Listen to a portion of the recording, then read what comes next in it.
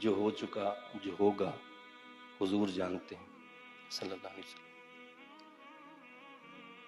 تو اللہ رب العزت نے اپنے حبیب کریم صلی اللہ علیہ وسلم کو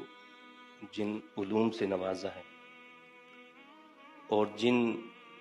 حقائق سے آگاہ کیا ہے وہ ایسے ہیں کہ جن تک انسان کی رسائی ہو ہی نہیں سکتی، بلکہ آج کی جو جدید سائنس ہے اس سے کئی چیزیں ایسی واضح ہونے لگی ہیں کہ کل تک لوگ انکار کرتے تھے اللہ کے نبی صلی اللہ علیہ وسلم کے علم کا، اور آج کی ایک نیوز ہے کہ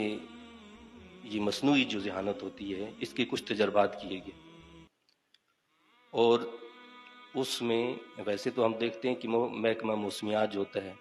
وہ مہینوں پہلے سالوں پہلے پیشن گوئی کر دیتا ہے کہ جی فلاں تاریخ فلاں دن کو یہ ہوگا، بارش ہوگی، یہ ہوگا، لیکن اس میں یہ بتایا گیا کہ مصنوعی ذہانت سے کچھ تجربات کیے گئے تو انہوں نے موت تک کی خبر بتا دی۔ مصنوعی تجربات، مصنوعی ذہانت کے تجربات 78% انہوں نے کہا کہ وہ صحیح ثابت ہوئے، اور پھر اسی طرح انہوں نے کئی دیگر چیزیں بتائیں کہ یہ پیشن گوئیاں کی گئیں دیگر معاملات کے حوالے سے، خصوصاً میڈیکلی اس کو یوز کرنے کے لیے انہوں نے اپلائی کیا میڈیکل والوں نے۔ تو اگر مصنوعی ذہانت کے ذریعے سے 78% یہ خبریں دی جا سکتی ہیں کہ کس کی کب موت واقع ہوگی، تو پھر اللہ کے نبی صلی اللہ علیہ وسلم کے علم پر انگلی اٹھانا اور یہ کہنا کہ آپ کو پتہ نہیں،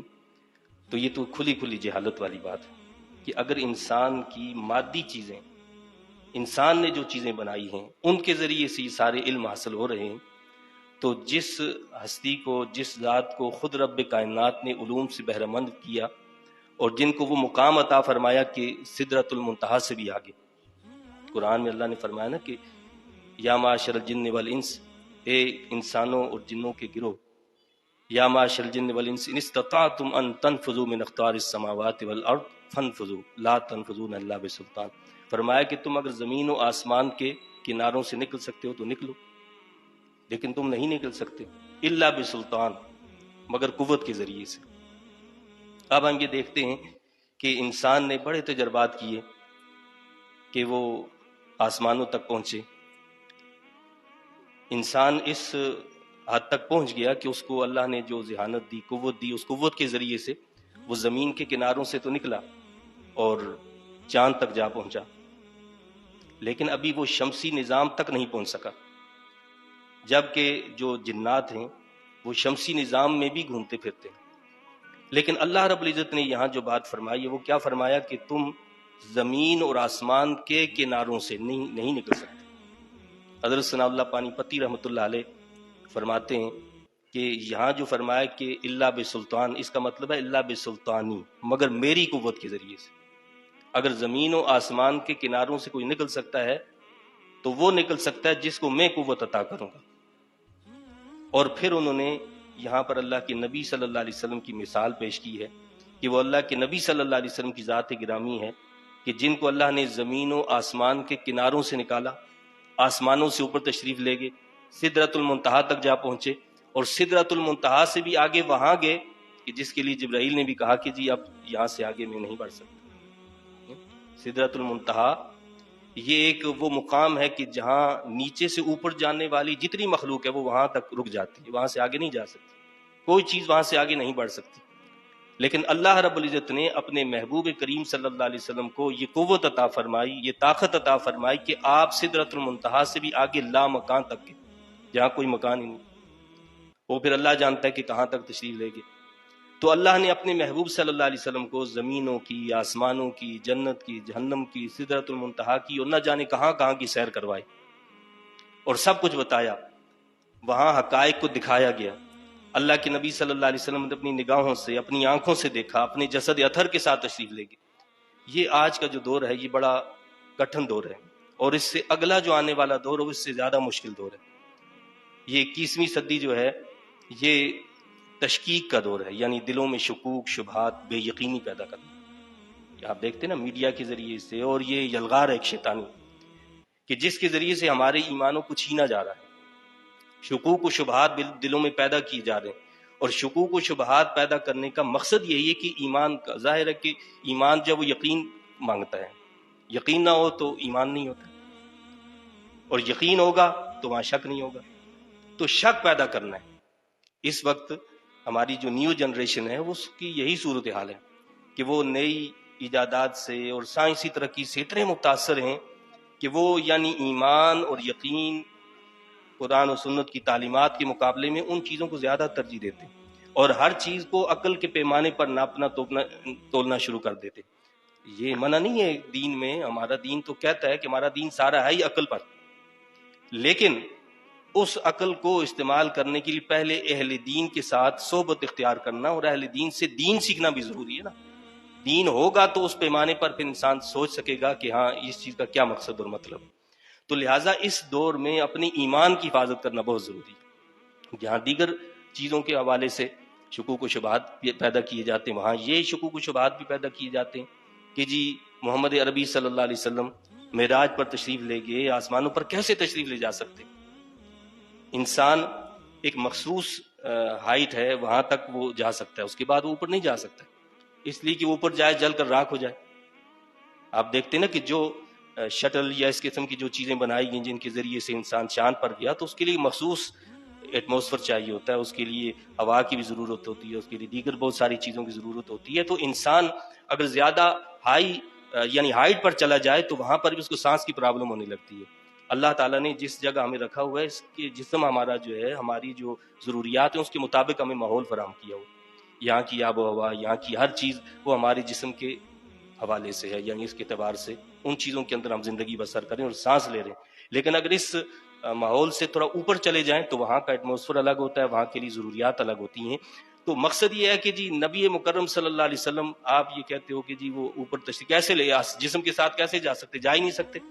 اور پریکٹیکلی یہ چیز ایسے ثابت ہوتی ہے. تو یہ اللہ کی قدرت ہے کہ اللہ تعالیٰ اپنے محبوب صلی اللہ علیہ وسلم کو جسد اطہر کے ساتھ،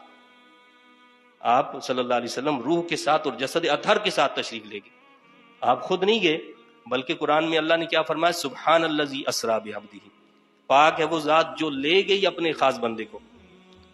یعنی آپ خود نہیں گئے، آپ کو اللہ رب العزت لے کر گیا. جس نے پیدا کیا، جس نے بنایا، جس نے ہر جگہ کا کوئی ماحول بنایا، وہی خالق اور مالک اپنے محبوب صلی اللہ علیہ وسلم کو ایک مخصوص اور خاص پروٹوکول کے اندر لے کر گیا.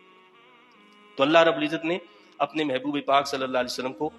جو معراج عطا فرمائی، یہ سائنس کتنی ترقی کر لے وہاں تک کسی صورت میں پہنچ ہی نہیں سکتی.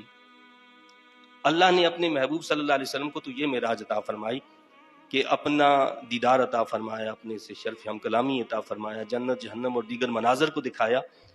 لیکن اللہ کے نبی صلی اللہ علیہ وسلم جب وہاں سے واپس تشریف لے کر آئے تو اللہ نے جو تحفہ دیا میرے لیے، آپ کے لیے، جسے ہمارے لیے معراج قرار دیا گیا، وہ کیا ہے؟ وہ ہے الصلاۃ. فرمایا کہ وہ نماز ہے. یہ ہمارے چھوٹے چھوٹے بچے بیٹھے ہیں، تو ہمیں نماز کی پابندی ضرور کرنی ہے کہ ہماری معراج اللہ تعالیٰ نے کس میں رکھی ہے؟ نماز کے اندر. کہ اگر ہم یہ چاہتے ہیں کہ اللہ تعالیٰ ہمیں اپنی خاص رحمتوں کا مستحق بنائے تو ہم نے 5 وقتہ نماز کی پابندی کرنی. اللہ تعالیٰ نے ہر چیز ہمیں یہاں پر دی ہے، قرآن ہمیں یہاں پر دیا ہے، لیکن جب نماز عطا فرمائی تو اللہ نے اپنے محبوب صلی اللہ علیہ وسلم کو معراج پر بلایا. اور معراج کا تحفہ جو ہے وہ دیا کہ اپنی امت کو آپ یہ تعلیم کریں کہ وہ 5 وقتہ نماز پڑھیں. 50 نمازیں تھیں، 50 سے کم کر کے ہم پر فضل کیا، اللہ نے رحم کیا، 5 کر دیں. لیکن فرمایا کہ یہ 5 پڑھیں گے تو ہم 50 کا ثواب دیں گے. ہم پڑھیں گے 5، ثواب ملے گا 50 کا. تو اس لیے نماز کی پابندی بہت ضروری ہے، خصوصاً نماز فجر کی پابندی، کہ صبح اٹھنا، فجر کے وقت اٹھنا، جماعت سے نماز پڑھنا. یہ وہ چیز ہے جو انسان کے نفس کو روندنے والی، انسان کی خواہشات کو کچلنے والی چیز جو ہے وہ فجر کی نماز ہے. اگر ہم نماز فجر کی پابندی نہ کریں، دیگر نمازوں کی پابندی نہ کریں، تو ساری ہماری باتیں بیکار ہو کر رہ جاتی. اس لیے کہ یہ فرائض ہے، یہ ہماری ڈیوٹی ہے. اگر ہم اپنی ڈیوٹی ادا نہ کریں اور پھر ہم یہ چاہیں کہ جی ہمیں اس کے علاوہ جو ایکسٹرا کچھ ہمیں مل جائے، تو وہ پھر نہیں مل سکتا ہے. اس کے لیے ضروری ہے پہلے ڈیوٹی کو ادا کرنا. تو ہماری ڈیوٹی ہے 5 وقتہ نماز. جب 5 وقتہ نماز کی ادائیگی کے ساتھ پھر نوافل پڑھے جائیں، پھر مستحبات، پھر دیگر چیزیں کی جائیں، تو پھر نور و نالا نور ہو جاتا ہے انسان، اور اللہ تعالیٰ اپنی خاص رحمتوں سے نوازتا ہے. اور پھر وہ فرمایا ہے جو حدیث شریف میں آیا ہے کہ میرا بندہ فرائض کی پابندی کے ساتھ پھر نوافل کی جب کثرت کرتا ہے تو میں اس کے ہاتھ بن جاتا ہوں، میں اس کی آنکھیں بن جاتا ہوں، میں اس کے کان بن جاتا ہوں، میں اس کے یہ ساری چیزیں کب حاصل ہوتی ہیں؟ جب انسان 5 وقتہ نماز کی پابندی کرتا ہے۔ تو ہم نے نماز کی پابندی کرنی ہے، اور نہ صرف یہ کہ نماز کی پابندی کرنی ہے، خود پابندی کرنی ہے کہ ہم قرآن پڑھتے ہیں، اس کے ساتھ ساتھ ہم قرآن کی تعلیمات حاصل کرتے ہیں، دین کی تعلیمات حاصل کرتے ہیں، جو ہم خود یہاں پر حاصل کریں ہمیں اپنے گھر والوں کو بھی جا کر بتانا ہے۔ بچے جو ہیں جب گھر میں جاتے ہیں تو گھر میں بتائیں کہ آج ہم نے یہ پڑھا، یہ مسئلہ سیکھا ہے، تو گھر والوں کو بھی بتائیں، اس لیے ظاہر ہے کہ ہر گھر میں گھر والے وہ عالم تو نہیں ہیں، وہ دین پڑھے ہوئے تو نہیں ہیں، تو آپ کو اللہ تعالیٰ نے یہ موقع فراہم کیا ہے، آپ اللہ کا کلام پڑھ رہے ہیں، اللہ کے کلام پاک کو حفظ کر رہے ہیں، تو جب یہاں سے پڑھ کر جائیں، اور الحمدللہ ہمارے یہاں ترجمہ قرآن بھی ہوتا ہے، تو روزانہ کوئی نہ کوئی نئی بات تو ہوتی ہے، تو ہم نے اس بات کو اپنے گھر والوں سے شیئر کرنا ہے کہ قرآن میں اللہ نے یہ فرمایا ہے، یا ہم نے جو ہے تربیتی نصاب پڑھا، اس میں آج ہم نے نماز کا یہ مسئلہ پڑھا ہے، غسل کا یہ مسئلہ پڑھا ہے، کھانے پینے کی یہ عادت، جو بھی مسئلہ ہم پڑھیں سیکھیں،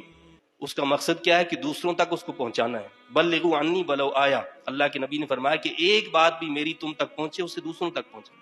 تو ہم نے اپنے گھر والوں تک ضرور پہنچانا ہے، اس بات کو شیئر کرنا ہے۔ جب اس بات کو ہم شیئر کریں گے تو اس کا ایک فائدہ یہ ہوگا کہ ہمیں خود بھی اس پر عمل کی توفیق اللہ عطا فرمائے گا، اور جب ہم عمل کریں گے تو ہمارے دیگر احباب بھی اس پر عمل کرنے کی کوشش کریں گے۔